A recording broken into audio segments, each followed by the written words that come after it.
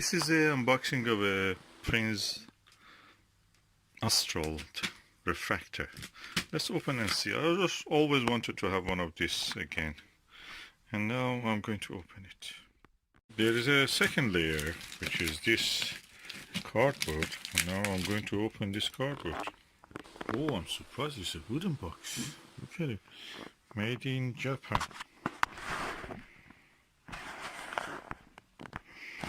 And look at it, this is old style. They don't make things like that anymore. They give you cardboard. This is from 1970s and it has survived all that time. Let's open it and see what is inside again. Ooh, look at it. Oh, beautiful.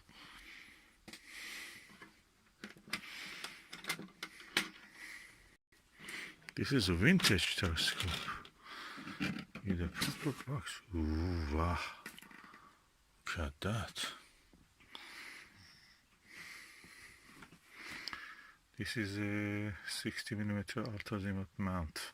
The reason the 60mm was built a lot in the past, and nowadays with William Optics and others, they make that, is because 60mm is the limit, maximum limit that you can actually see the iridescence around the bright objects like stars. So let's see what is inside this.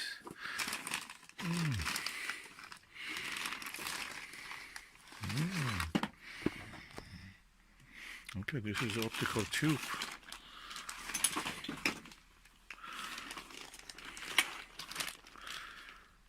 And this is the finder.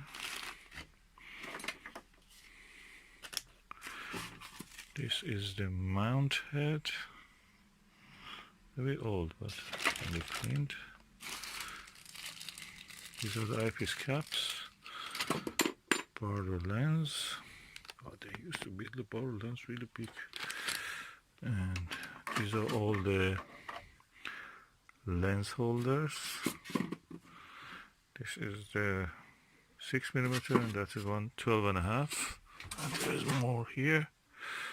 4mm. And another one which is a 20mm. They're Huygens, all of them. Not very good. Better than nothing. Look at this. It has a mass. You can feel it. This is a. Oh. This is a star diagonal, but the star diagonals nowadays are made of mirror. This one is actually made of glass. It's a prism. As you can see. Impressive. And at the bottom of it comes the tripod. Yeah, tripod. And the manual controls, which use knobs to turn. Quite nice. Let me open the optical tube assembly. The lens cap, and they remove it just to see the lens.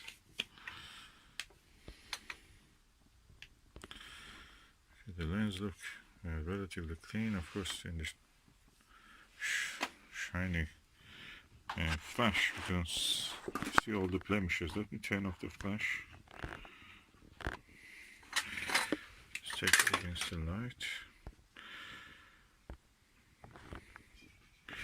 Let me just look through it.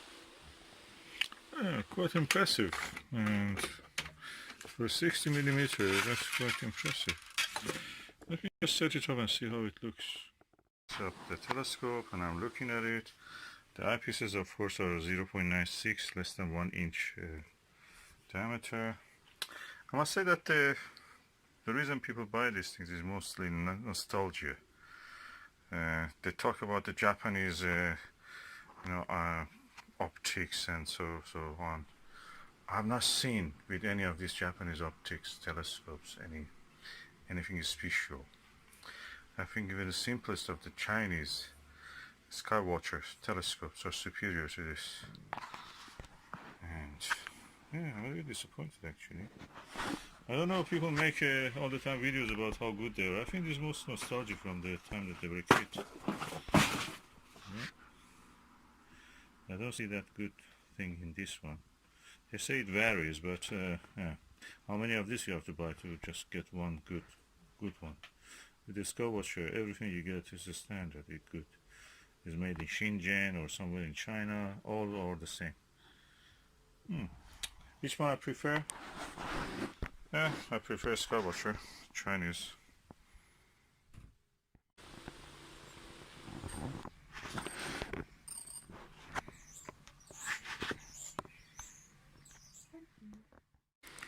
Okay, this one comes in a box, a beautiful wooden box, but the feel of some parts of it is cheap. This knob, focus knob, is plastic. I have another one of this, exactly the same, just in a cardboard box, older than this, I think. It has the Apollo landing posters and moon posters, everything there. And that one, everything is metal, sturdy. This one, the lens cap is plastic, can bend it. That one is metal or something hard. And all in all, the optical image quality is what I don't know what you expect from 60mm. Is kind of alrighty, but not something that gives you a wow factor.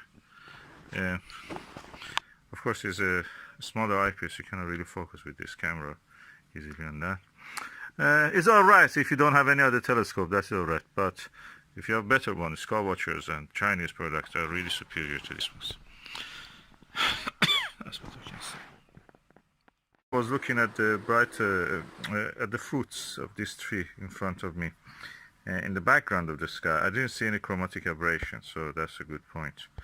If it was visible, I couldn't see it. It's not very bright, it's cloudy at the moment, so that's another factor. All in all, I think that is alright. You don't have anything else that's a telescope. But other than that, no, you can have a better chance with the Chinese Skywatchers, for example. All in all, I can say that it's not as impressive as any of the modern telescopes that, for example, by Skywatcher, Orion, or Orion, or any other thing. If you were a kid in 1960s or 70s and you didn't have anything, the best magazine you could get was a Life magazine with all those fading color pictures and everything, and the entertainment was looking at the slides. Probably that would have been a good tool for you, but nowadays, no way that can be a good optical instrument. I cleaned the lenses, I cleaned that objective lens. Nothing compared to when you come close even to a Skywatcher telescope. So all in all, I can say that aberration free, yes. As far as I could see, there was no aberration, no false color. But the limitations is the size of the eyepiece is less than 1 inch. Modern eyepieces are 1 inch and a quarter or 2 inch, and 3 inches are also becoming gradually taking foothold among the amateurs. And beyond that, that's it. This is what it is. It's limited. And probably good for observing planetary things. I've seen a few videos. They're not really bright or any impressive thing. But anyway, this is what you get.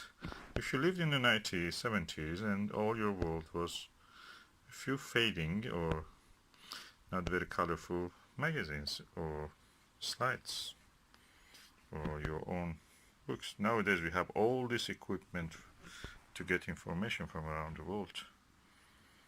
And for this, in this world, Japanese telescopes are really old and tacky. You can see it. This is my Skywatcher 102, Sky Travel 102mm. That's 4-inch telescope.